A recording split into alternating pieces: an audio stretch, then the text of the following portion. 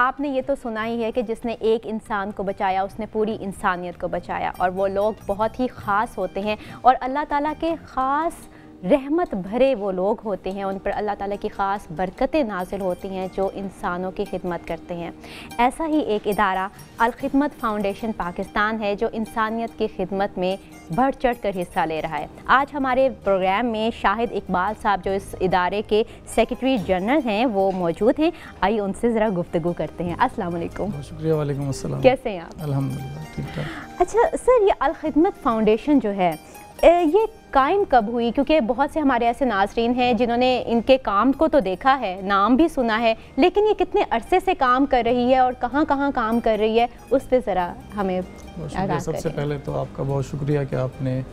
موقع دیا یہاں بات کرنے کا، اور رمضان ایک ایسا موقع ہوتا ہے جو ہمارے جیسے اداروں کے لیے اہم ہوتا ہے، اور بہت سے وسائل جو ہیں اس مہینے میں جو رفائی ادارے ہیں وہ اکٹھے کرتے ہیں۔ جی، الخدمت فاؤنڈیشن پاکستان 1990 میں اس کا باقاعدہ قیام جو ہے وہ عمل میں آیا،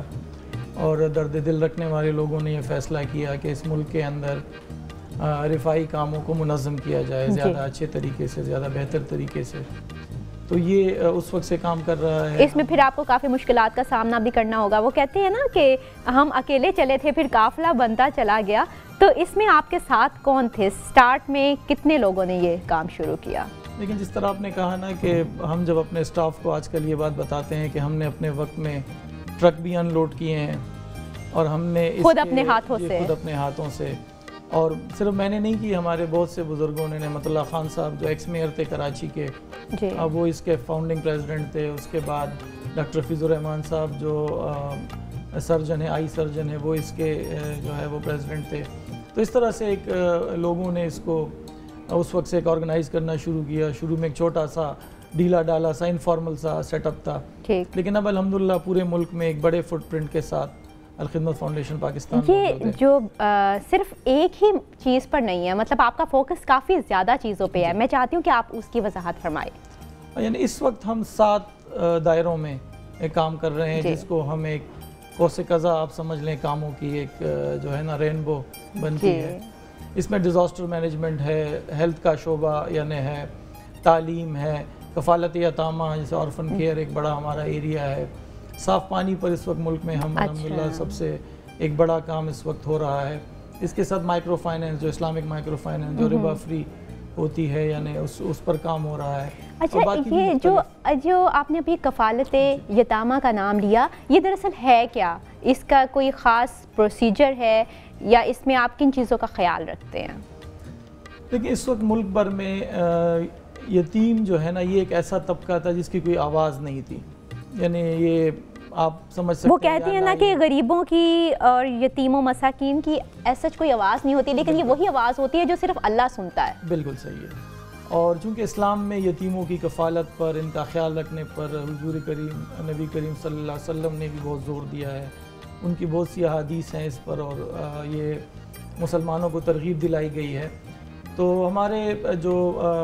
بزرگ تھے انہوں نے یہ سوچا کہ الخدمت کے تحت یتیم بچوں کے لیے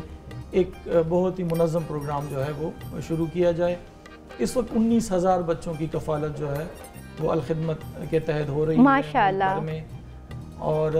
یہ 19,000 جو بچے ہیں یہ ملک کے کن علاقوں میں ہیں؟ پورے ملک سے ہیں۔ اچھا، پورے ملک گلگت سے لے کے آپ چترال تک، چترال سے لے کے کراچی تک، جہاں آپ جائیں گے ہمارا کلسٹر جو ہے وہ موجود ہوگا، اور اس میں یتیم بچوں کی کفالت ہو رہی ہے۔ اس کے علاوہ ہمارے 18 آغوش ہوم کے نام سے آرفنیجز بھی کام کر رہے ہیں، 2 بچیوں کے لیے بھی کام کر رہے ہیں، بچوں کے لیے بھی۔ تو یہ اچھا، آپ کے پاس اگر کوئی بچہ آتا ہے یا کوئی لے کے آتا ہے تو آپ اس میں کیا کوئی آپ کی اسپیشل کچھ انکوائریز ہوتی ہیں، کوئی پروسیجر ہے کہ آپ نے آغوش ہومز میں ان کو لینا ہے یا نہیں لینا ہے؟ بنیادی کرائٹیریا تو یہی ہوتا ہے کہ ایک تو یہ جو یتیم ہو، یتیم تو امیر بھی ہو سکتا ہے نا، یہ بچے غریب ہوں، اور یہ جو آج کل جو پاکستان میں احساس پروگرام یا پہلے جو بے نظیر انکم سپورٹ پروگرام کا پاورٹی سکور ہے، ہم اس کو دیکھتے ہیں کہ یہ ڈیزرو کرتا ہو، یتیم ہو، تو ہم اس کو پھر گائیڈ کرتے ہیں، یا تو ہم اسے اپنے فیملی سپورٹ پروگرام میں لے لیتے ہیں، ٹھیک ہے، جو ہمارا گھروں پر ہی کفالت کا ایک بہت ہی زبردست پروگرام ہے۔ اچھا ہاں، اس کے بارے میں پوچھنا چاہوں گی کہ گھروں پہ ہی اگر کوئی شخص کسی بچے کی کفالت کرنا چاہتا ہے تو اس کا کیا پروسیجر ہے؟ دیکھیں اس کے لیے بھی ہم پاکستان بھر سے یتیم بچوں کو سلیکٹ کرتے ہیں، ان کی اسکروٹنی کرتے ہیں، اور پھر لوگ جو ہے اس کی ایک ماہانہ اس وقت 4,500 روپے اگر کوئی پے کرے تو ایک یتیم بچے کی کفالت جو ہے وہ اب ان 4,500 روپے میں آپ بچے کے لیے کیا چیزوں کا، کیا سہولیات آپ ان کو دیتے ہیں؟ سب سے پہلے تو اس میں سے ایک بڑی رقم جو ہے ان یتیم بچوں کے یا ان کی ماؤں کے بینک اکاؤنٹ میں 3 مہینوں کی بنیاد پہ یہ چلی جاتی ہے، یعنی کوارٹر پیمنٹس ہوتی ہیں، وہ براہ راست بینک کے ذریعے دی جاتی ہیں۔ اس کے علاوہ ہم نے ورچوئل کلاس روم بنائے ہیں جس میں منتھلی ان کے ایکٹیویٹیز ہوتی ہیں، لیکچرز ہوتے ہیں، یعنی ان کو بنیادی سکلز سکھائی جاتی ہیں یا اور اس قسم کی ان کے ماؤں کی جو ہے وہ ایک بنیادی تعلیم، بنیادی سکل ڈیولپمنٹ، تو یہ ساری چیزیں جو ہے وہ اس پروگرام کا پارٹ ہوتی ہیں۔ جب ہم ماؤں کی بات کرتے ہیں تو لازمی بات ہے جب ہم یتیم بچوں کی بھی بات کرتے ہیں، پھر وہ ماؤں کے لیے بھی آپ نے کچھ کیا ہے؟ بیوہ خواتین جو ہیں ان کو بھی اپنے پاؤں پہ کھڑا ہونے کے لیے آپ کچھ سوچتے ہیں؟ جی ہاں، یہ بہت بنیادی سوال ہے، اور ہمارے اس پروگرام کا آپ سمجھ لیں ایک بہت بڑی خوبی یہ ہے کہ ہم یہ چاہتے ہیں کہ یتیم بچے ساری عمر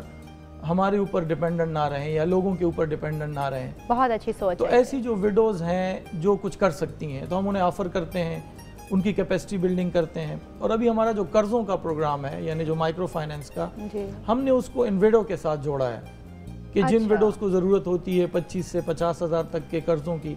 تو ہم انہیں وہ قرض دیتے ہیں تاکہ وہ اپنا کچن چلائیں، اپنے لیے کوئی سلائی کڑھائی کا جو وہ کرنا چاہتی ہیں، کوئی بوتیک وغیرہ کھولنا چاہتی ہیں۔ ٹھیک ہے، اچھا ان پیسوں سے آپ کی کیا قسط وار آپ اس کی واپسی کرتے ہیں یا آپ نے کوئی خاص ٹائم متعین کیا ہوا ہے کہ وہ خاتون جب مکمل طور پہ اپنے پاؤں پہ کھڑی ہو جائے گی اس کے بعد وہ یہ قرض لوٹا دے؟ آپ کس طرح سے ان کو دیتے ہیں؟ یعنی یہ کیس ٹو کیس ہوتا ہے، کچھ کاروبار کل سے اسٹارٹ ہو جاتے ہیں، کچھ میں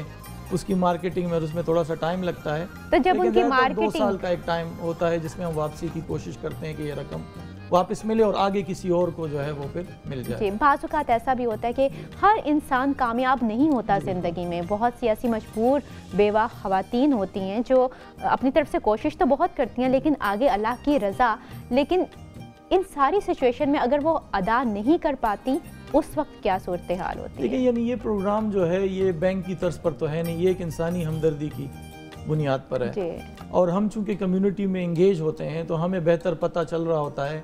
کہ کون جینون تھا، کس نے پوری کوشش کی، کس نے صرف پیسے، تو یہ ساری چیزیں ایکچوئل حالات کو دیکھ کر، ایکچوئل کیس کو دیکھ کے فیصلہ کیا جاتا ہے۔ جی بہت شکریہ شاہد اقبال صاحب آپ کے قیمتی وقت کا۔ ناظرین، یہ جو الخدمت فاؤنڈیشن پاکستان ہے اس میں بھرپور طریقے سے اگر آپ بھی چاہتے ہیں کہ حصہ لیں تو اپنے زکوٰۃ، عطیات، صدقات آپ اس فاؤنڈیشن کو دیجیے اور انسانیت کے خدمت میں بڑھ چڑھ کر حصہ لیں۔